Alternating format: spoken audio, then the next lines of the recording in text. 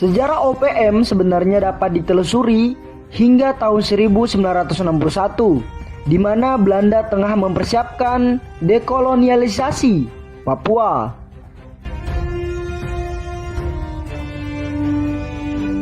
Pada April tahun 1961 dibentuk New Guinea Council untuk mempersiapkannya. Dewan ini kemudian menjadi katalis bagi meningkatnya kesadaran politik masyarakat Papua.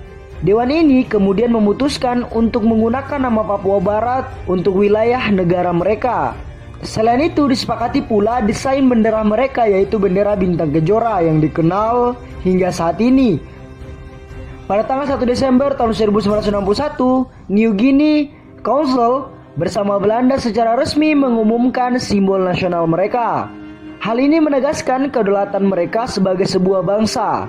Akibatnya, Indonesia yang merasa memiliki hak atas seluruh wilayah ex-jajahan Belanda di Hindia Belanda pun akhirnya bereaksi. Hal itu kemudian mendorong terjadinya infiltrasi militer Indonesia ke Papua. Tekanan Amerika Serikat dan aktivitas militer Indonesia itu kemudian mendorong terjadinya New York Agreement di tahun 1962. Perjanjian itu membuat otoritas di New Guinea Barat dipindahkan kepada UNTEA.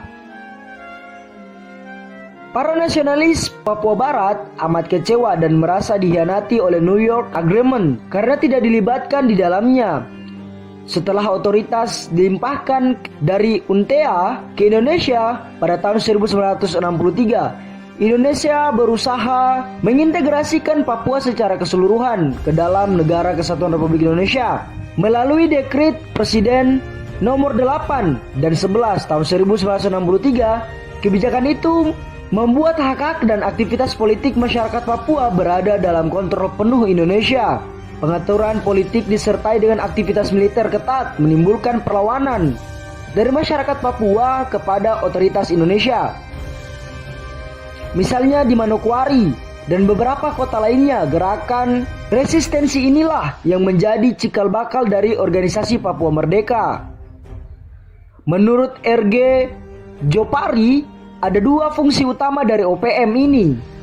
Faksi pertama di Jayapura pada tahun 1963 dipimpin oleh Aser Demo TKI. Sementara faksi kedua lahir di Manokwari pada tahun 1964 dipimpin oleh Kerianus Aronggear. Sebenarnya OPM sendiri dapat dianggap sebagai istilah payung untuk menyebut gerakan pro kemerdekaan Papua.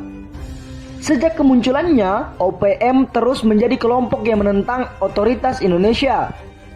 Tujuan utama dari organisasi ini adalah menghentikan pendudukan Indonesia dan pembentukan negara Papua Barat yang merdeka.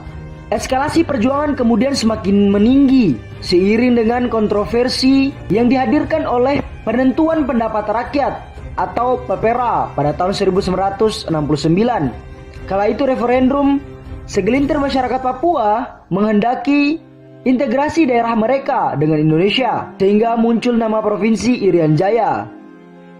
Salah satu upaya paling awal untuk mengarahkan pemberontakan menjadi perjuangan bersenjata. Kemudian terjadi di tahun 1970 ketika suatu kelompok membentuk kamp di markas Victoria.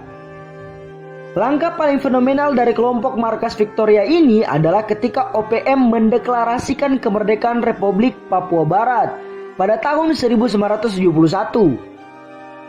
Deklarasi itu disertai dengan pengadopsian konstitusi dan juga penggunaan simbol-simbol nasionalis.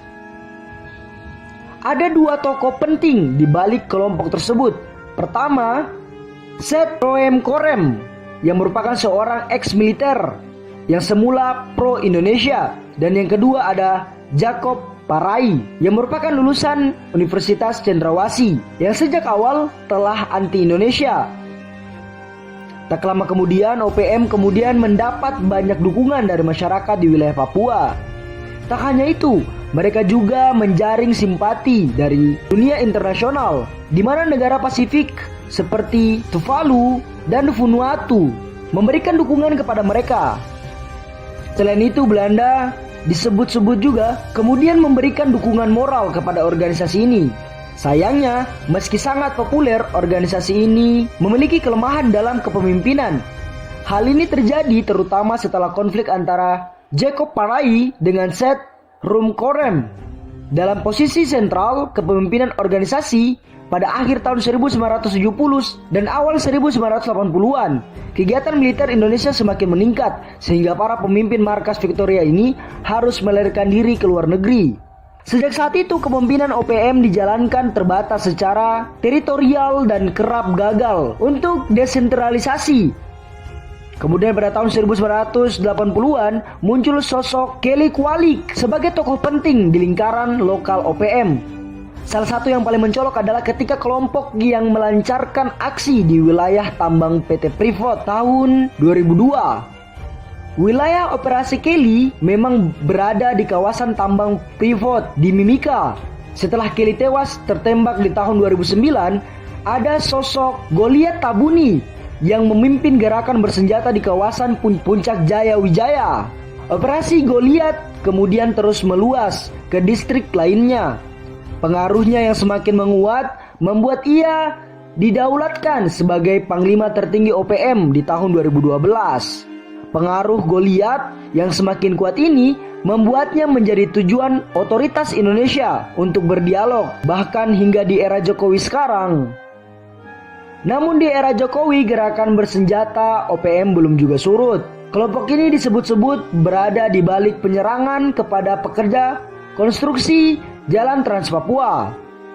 Hingga saat ini beragam cara masih belum bisa sepenuhnya meredakan aktivitas bersenjata OPM. Lalu bagaimana dengan rentutan sejarah yang telah dijelaskan dari awal sampai sekarang? Apakah segala konflik dan segala pemberontakan yang terjadi merupakan inisiasi dari masyarakat Papua itu sendiri? Atau ada tekanan-tekanan yang lain sehingga membuat mereka harus mengatakan merdeka di dalam daerah mereka sendiri?